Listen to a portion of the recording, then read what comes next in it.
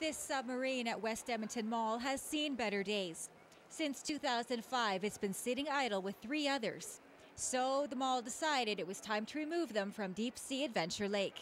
You know, it just made sense to kind of take them out of the lake now, because after 7 years of not really doing anything, they're deteriorating. They're not adding anything exciting to West Edmonton Mall.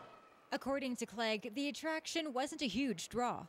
We have a track on the bottom of the lake, and the submarines would do a tour of the lake, and they could see some fish and that type of things. But really, it was the kind of attraction that once you'd been and done it once, there really was no need to do it again. Each submarine weighs in at 38 tons and is made of aluminum and lead. The pieces of the submarine will all be recycled. Well, the subs weigh 39 tons, and we're cutting them up into 1-ton pieces to make them manageable so that we can transport them outside of the mall. It's quite time-consuming because they're long pieces, they're big, they're hard to handle. You have to work in the mall, so it's difficult getting the pieces out and moving them around. To decommission the submarine, it's first raised to the surface and then lowered so scuba divers can empty inside.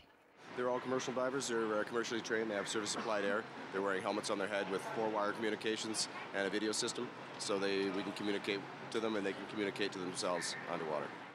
People at the mall had mixed reactions. I think they should keep them. Some part of the mall. I've been in them once.